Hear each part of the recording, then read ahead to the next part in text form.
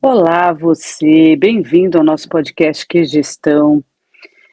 Hoje eu e a minha amiga Ju, Rosana Mesomo, já falo um oi para vocês e já peço um like de vocês lá no nosso canal no YouTube, peço que compartilhem, que assistam o episódio que está incrível, com várias informações extremamente relevantes para todos os setores, e eu também vou pedir para vocês que sigam a gente também no Instagram, @podcast Que Gestão. Ali também já tem várias informações, sempre que tem um episódio novo, então é super importante vocês seguirem a gente também, até para trazer mais assuntos relevantes para todos, tá? Isso mesmo, pessoal. Eu sou Juliana Pires, uma das hosts desse programa, desse canal, Podcast Que Gestão, que já é sucesso, né? Já tem feito vocês aí refletirem sobre vários temas, já recebemos muitos convidados que trouxeram suas dores, seus sabores, e deram todos muitas dicas para que a gente consiga movimentar esse nosso empresariado, para que de verdade, em algum momento, a gente consiga alcançar a lucratividade, que é o sonho de todo empresário. E eu e a Rosana hoje, nós decidimos fazer um bate-papo, nós duas, dadas as circunstâncias que nós estamos observando no mercado. A gente tem visto muita lamentação, muita gente realmente com dor de cabeça, sem saber o que vai ser o nosso amanhã. E surgiu o grande questionamento: comércio de rua, até quando? Parece uma coisa assim muito sombria, né, Rô? Quando a gente fala assim, dá aquele medinho, aquele gelo na coluna, parece que de repente todo mundo vai falir, vai fechar as portas e que não tem uma outra saída para nós. Mas eu e a Rosana decidimos fazer esse episódio para vocês hoje, para a gente tentar levantar por que a gente tem medo hoje do comércio de rua e quais são as coisas, as alternativas que a gente pode fazer para desmistificar isso e trazer de novo o cliente para dentro do nosso comércio. Rô, eu vou te falar uma coisa que está acontecendo comigo, e aí eu queria que você me ajudasse em relação ao seu comércio.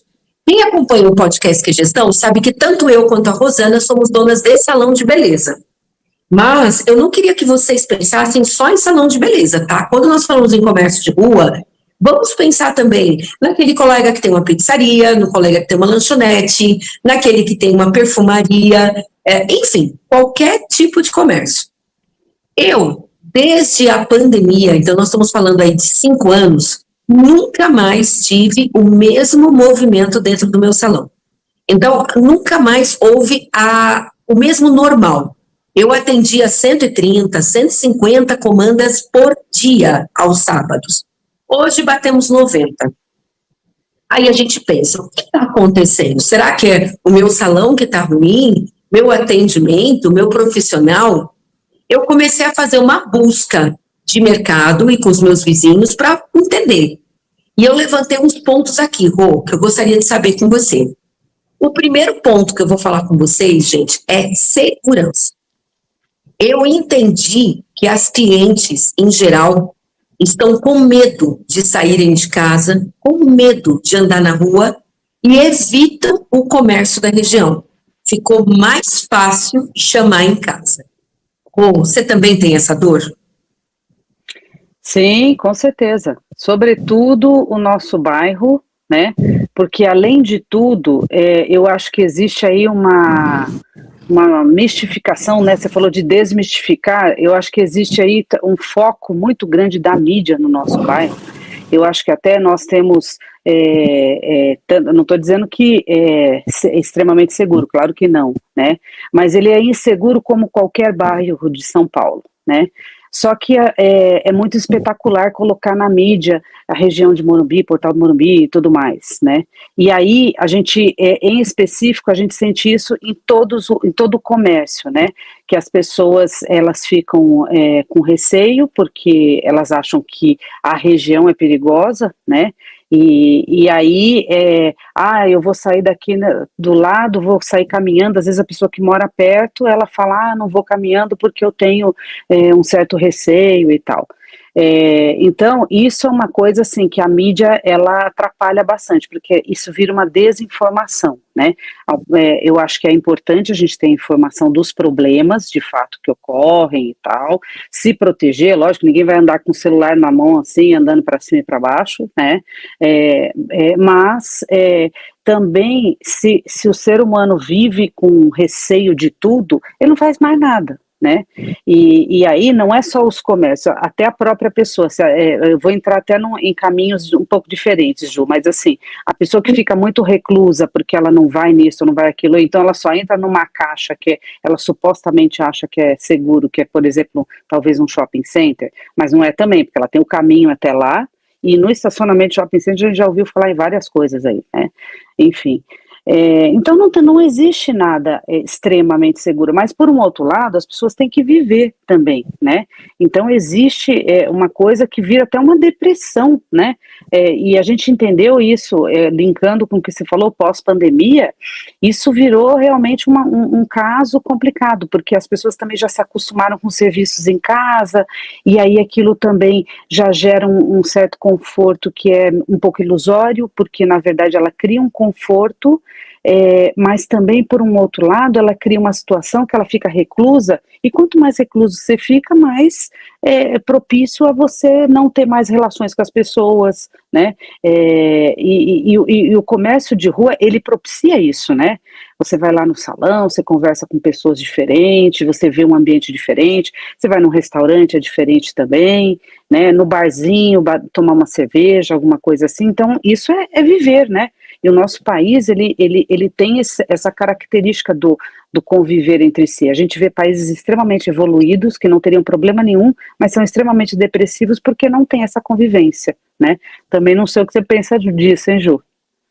Sim, mas eu penso muito parecido com você, Rô. Você sabe que eu tenho algumas memórias afetivas de passar, por exemplo, sábado com a minha mãe, indo no comércio de rua, a nossa famosa 25 de março, sabe? Com aquele movimento todo, porque minha mãe sempre foi da costura, dos artesanatos, né? Então, quanto que a gente curtia aqueles momentos. Eu sou da cidade também de Santo André, em Santo André, né, que é uma das cidades aqui do estado de São Paulo, ela tem ali um calçadão, que a gente chama calçadão Oliveira Lima, que é assim 1% da nossa 25 de março em São Paulo, mas é também aquele agito de pessoas. Então, quando nós conseguimos ir até o centro de São Paulo, nós parávamos ali no calçadão da cidade de Santo André.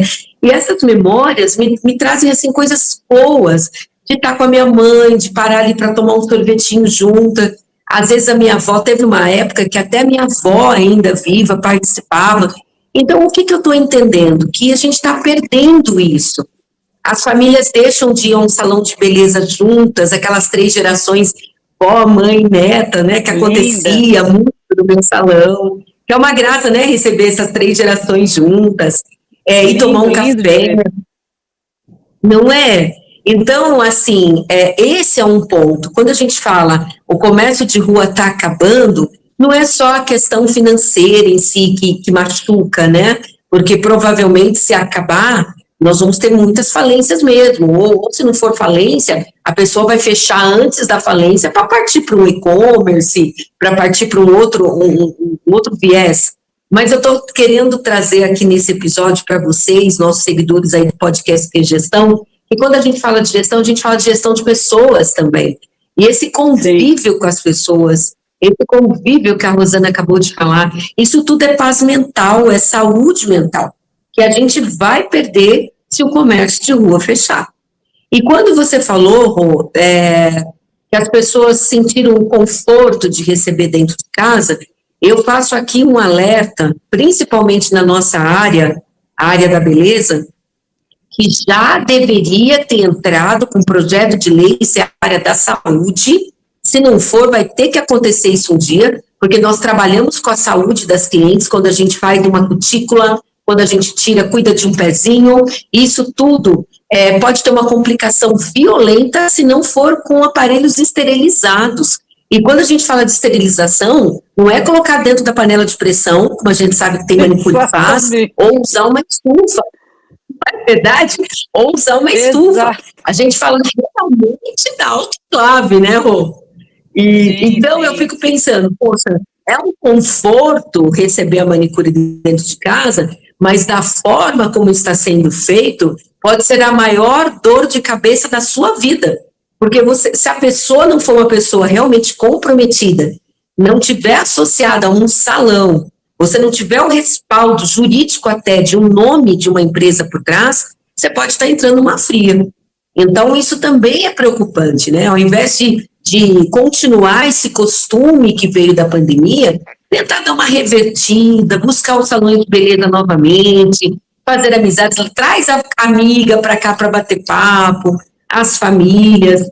E eu acredito, Rô, que você pensa como eu, né? A gente tem aí um problema muito grave quando a gente sai da rua e leva para dentro de casa esse tipo de atendimento. Não, total. Você tem desde trazer uma pessoa estranha na sua casa, que você talvez pense conhecer, mas nem tanto, né?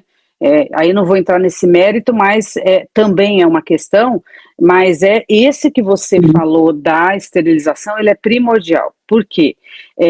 A questão do autoclave, ele é um equipamento caro, né? Que a maioria das pessoas não consegue ter em casa, duvido, né? É muito raro uma pessoa solo que consiga ter um equipamento desse, e ele é o único que a Anvisa chancela, né, para justamente fazer essa esterilização. E ele mata, inclusive, o vírus da hepatite C, né? Que aí é um dos mais difíceis de matar. Então, e aí você tem uma falsa impressão de que, eu botei na estufinha, até no forno de casa você bota, porque aquilo lá muda de cor, aquele envelopinho e tal, e não é. Se você pega, vamos falar assim, não vamos falar de uma doença grave, mas qualquer outra coisa, uma micose, uma coisa assim, você vai reclamar para quem também, né? Você não tem nenhum tipo de respaldo, né? E como você falou, antes da pandemia, existia uma questão aí que as pessoas procuravam o salão muitas vezes, poucas tinham essa vibe, mesmo que precisasse fazer em casa, elas procuravam. Por quê? Porque elas tinham segurança de que aquele local tinham pessoas qualificadas e tinha um processo qualificado de esterilização e tudo mais, né? E depois, como isso virou de uma outra forma, né, as pessoas se sentiram mais confortáveis fazendo assim. E aí, a gente não tem controle nenhum disso. Isso é um perigo, né, de certa forma. E, enfim, Ju, eu acho que isso é um ponto alto, assim, né, nesse nosso setor. E no setor em outros setores, se você parar para pensar, imagina só se acaba, vamos dizer assim, vamos pensar numa cidade sem comércio de rua, né? Que todas as pessoas só ficam dentro ou das suas casas ou numas caixas dentro de que seja um shopping center. Você tem uma cidade fantasma, né, gente? Você não tem um convívio, você não tem nada, e aí você tem o quê? Volto a te falar, isso também é saúde, né? Você ter, a gente tem hoje um problema que a depressão hoje é um problema extremamente grave que acomete muitas pessoas, todo mundo tem alguém na família assim, e a gente vê que ela potencializou muito por conta tanto dessas questões de pandemia que a gente passou por isolamento, né, que era um isolamento necessário, mas que por um outro lado ele gerou muita coisa assim, inclusive nas pessoas mais idosas, que você sai para um lugar, por exemplo, você levar a tua tia, a tua avó num salão de beleza para ela fazer as unhas, nossa, elas amam, para elas é um passeio, né? E aí você priva ela e fala assim, não vai em casa. Ela já fica em casa direto, gente, às vezes. E aí, né? É verdade. Às vezes o filho pensa que está poupando os pais, né, ou a mãe. Aqui acontece muito isso. Meu filho não deixa mais eu ir. Meu filho... Então, às vezes o filho, na boa intenção, eu sei que o filho faz na boa intenção, ele prefere que a mãe receba tudo por aplicativo dentro de casa e ela não vai mais numa farmácia. E é o engraçado, olha, farmácia, uma vez eu ouvi uma palestrante muito brincalhona, que ela falava que o farmácia era o point dos senhorzinhos, das senhorinhas do bairro, né? Das senhorinhas do bairro. Então, O point em 60 mais era da farmácia, né? Que elas adoravam. Tinha, né, cliente dela, ela tinha uma farmácia. Tinha cliente dela que ia na farmácia todos os dias para se encontrarem, né? E eles ficavam no bate-papo. E os filhos cortaram tudo isso, né? Porque eles começaram a ter medo dos pais saírem à rua, começaram a usar os aplicativos. E hoje os aplicativos deram um boom. Você quer farmácia, se chama por aplicativo. Você quer uma alimentação, vem por aplicativo. Você quer uma manicure, vem por aplicativo. Até e aí vem a grande pergunta. Vem pelo aplicativo. Supermercado, né? Eu estou pensando em alguma coisa aqui que não tem aplicativo ainda, vou achar, mas a grande maioria das coisas que a gente costumava fazer na rua, encontrar com os vizinhos, né, aquela coisa, acabou. E aí a gente para e pensa, e agora, né? A gente está num outro momento, não adianta a gente pensar que vai voltar para trás, porque não vai. Uma vez que caminhou, caminhou. O que eu vou fazer, o que a Rosana, o que os comerciantes da região vão fazer para tentar reverter tudo isso? Então, você que é filho, por exemplo, não prive seus pais, só porque eles têm 60, 70 ou até 80 anos, de saírem de casa totalmente. A gente sabe, de novo, a questão da segurança, né, x, mas acompanhe eles, então, leve pelo menos uma vez ao mês a um salão de beleza para fazer as manicures, elas amam fazer uma massagem capilar, né, ou o papai, leve o papai para cuidar do pezinho, muitos senhores de idade têm dificuldade de cortar as unhas dos pés, e aí você vai chamar uma manicure dentro da sua casa que você não sabe nem como foi esterilizado, você mata seu pai antes do tempo. Então vamos pensar em todos os detalhes. Não é só se trancar dentro de casa que vamos resolver o problema da humanidade. Sem contar que podemos estar gerando aí uma quebra, né, financeira, também econômica para o nosso país. Porque quando a gente fala de comércio, a gente fala de emprego. Quantas pessoas eu tenho dentro do meu salão que trabalham para mim? Quantas tem dentro de uma pizzaria? E assim vai. Então, nós somos geradores de emprego. Se o comércio fecha, e nós vamos partir lá para o online, eu poderia falar assim, ó, quer saber? Eu vou desistir, vou pegar um aplicativo de beleza, vou pegar os meus profissionais e vou distribuir eles na casa de todo mundo. Talvez seja até mais fácil e talvez no futuro só vai ser assim. E eu tenho que estar preparada para essa mudança. Mas será que a gente precisa mudar tanto e nessa velocidade tão grande? Não dá para parar, né? Não, e assim, a gente tem que olhar assim que o ser humano, tudo isso evoluiu muito, né? A gente fala de aplicativo, de todas essas coisas, e elas se coabitam, tá tudo certo. Só que a gente tem que imaginar que organicamente nós somos os mesmos, lá de trás, né? Então, a nossa mente nem processa tudo isso que está tendo, né? E o nosso corpo, ele precisa movimento, a gente precisa ter convivência, porque se fosse para o ser humano viver sozinho na casa dele, então a gente não precisaria tanta gente na Terra, já estava tudo resolvido. Não é assim. A gente precisa, inclusive, para a saúde mental. E aí, como você falou, a gente falou das pessoas idosas, eu recebo vários, assim, hoje mesmo foi uma gracinha, a filha trazendo um senhor, ela também já é uma senhora e ela já trouxe o senhor, e ele ama vir lá só fazer as unhas dele, por quê? Ele conversa com as meninas, ele dá risada com as meninas, aí são duas que pegam, uma pega o pé, outra pega a mão, aí daqui a pouco ele também se encantou de fazer massagem, porque ele acha legal, e nunca tinha feito isso na vida. E quando é que um velhinho desse vai perceber isso? Porque na época dele nem tinha, e aquilo era tudo um tabu para homem, né? Então, fazer unha e tudo mais. Aí você pega também gente jovem, né? Que se a gente deixar, né? Os filhos, né? Se a gente deixar, eles fazem tudo em casa. Se eles tivessem uma maquininha que soltasse uns bracinhos e cortasse o cabelinho dele para ele ficar jogando videogame em casa. Então, assim, o que a gente quer para nossa família, né? Tem que pensar nisso. E como você falou, e além de tudo, você ajudar na questão da sociedade como um todo, né? Porque fica muito fácil a gente, como donos de locais, tá bom, então eu vou parar com tudo isso, vou criar um aplicativo de alguma coisa e fico na minha casa e tudo bem. ou o outro também, mas existe uma outra coisa por trás dos negócios, principalmente os de ruas, que tem essa questão também de empregar pessoas, das pessoas terem essa segurança, né? E dignidade, eu acho que é sobretudo. Sim. Né? É isso mesmo. Por isso que eu achei super interessante a gente trazer essa pauta para cá, né, Rô? Você vê, nós conseguimos aí em 20 minutos falar 3 problemas gravíssimos, né?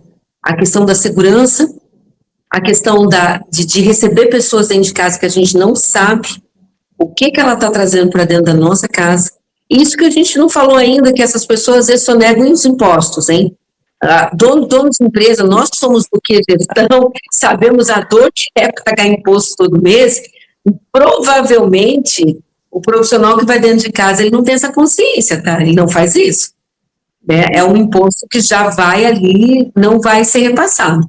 E agora, por último, a gente falando dos aplicativos, né? Então, são três coisas aí que estão marcando demais no nosso comércio. E a gente gostaria de saber de vocês, pessoal, que assistiram o episódio aqui conosco, né, Rô? O que vocês pensam sobre isso? Vocês acham que o comércio de rua vai ter futuro? Não vai? Vai acabar? Se vai acabar, né? O que nós vamos fazer? Nós vamos substituir pelo quê? Nós substituímos as fotografias, né, que a gente batia naquelas 36 no máximo, né?